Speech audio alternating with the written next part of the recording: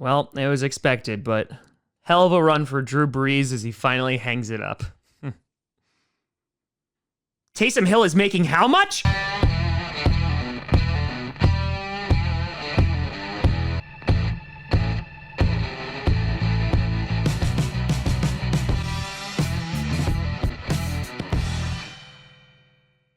Grossi Posse Packer Nation.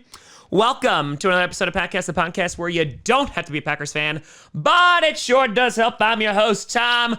Don't let Drew Brees and Taysom Hill news distract you from the fact that Aaron Jones is a Packer still, baby. Grossi. And today, while we did a little live stream for the big news for Aaron Jones signing a 4-year deal with the Green Bay Packers, we also need to cover this as well. Now, real quick on the Aaron Jones thing, when the contract details do come out, we will be doing another video because that will be very telling on what they're going to do with guys like Zadarius Smith, Aaron Rodgers, Devontae Adams, even, heck, Dean Lowry. So keep it tuned in here. As soon as those are released, we will talk about it. Before we break down the Taysom Hill and Drew Brees news, I want to do a big shout and thank you to some brand new patrons and YouTube members. Over on the Patreon side of things, we have YouTube Sellout. A big shout out and thank you to you. And joining the YouTube membership, we have Belly81 and Isaiah Diaz. A big shout out and thank you to you all. Now, as expected, at some point this offseason, Drew Brees has officially retired from the NFL, which, by the way,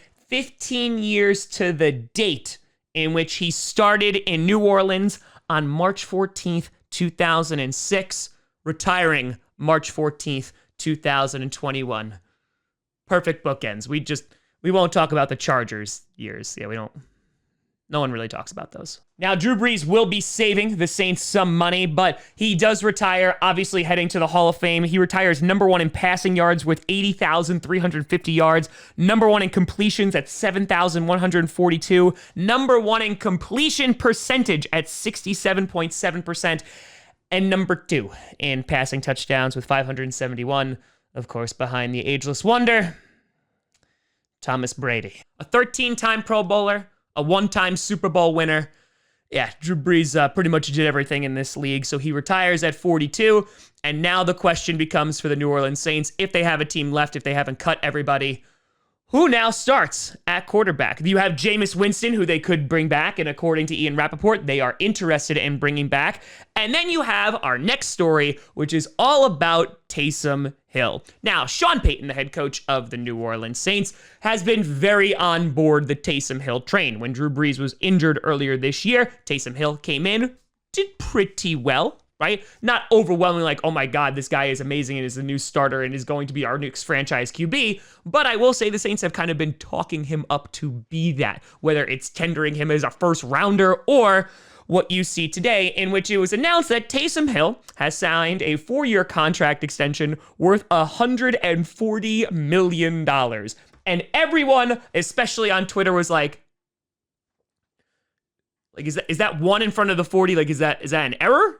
Is that a mistake? So if you're sitting there going, oh my God, have the Saints lost their minds? Are they just burning money? Well, yes, because that's why they're in their current cap situation.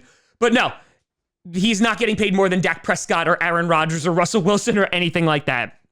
What makes this different and important is that every single one of these years is voidable, meaning the Saints can back out at any point. The only reason that they did this was to spread out the hit on the salary cap. So if Taysom Hill plays really, really well, he can sign a new deal next offseason. If he plays really, really poorly, bye-bye. It won't be too much money in dead cap.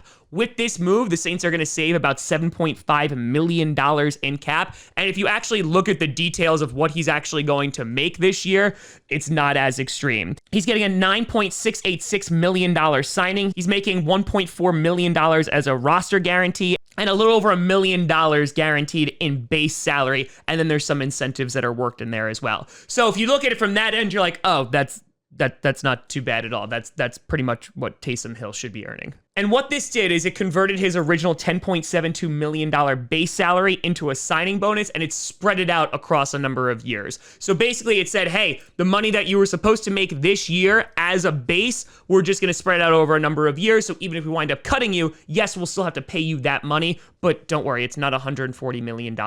They are never going to pay Taysom Hill $140 million.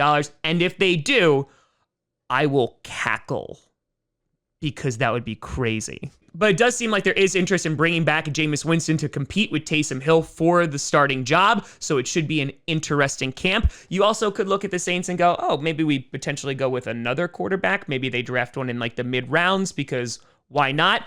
It'll be interesting to see who actually wins out in camp. Oh, God. Thinking about football already and how much I miss it. Only a few more months. But let me know what you think down in the comments below. How do you feel about Drew Brees retiring and sailing off into the sunset? How do you feel about Taysom Hill getting any kind of extension? Don't worry, it's not $140 million. And do you think he's going to win the starter position even? Let me know what you think down in the comments below. You can always find me at TomGrossiComedy.com or at TomGrossiComedy, all social media, see down below. Check out podcasts on SoundCloud, iTunes, Google Play Music, Spotify, and of course YouTube. And a big shout out and thank you to all the patrons over at patreon.com/TomGrossiComedy and the YouTube members. But thank you so much for watching. I'm Tom Grossi. And as always, go Pack Go.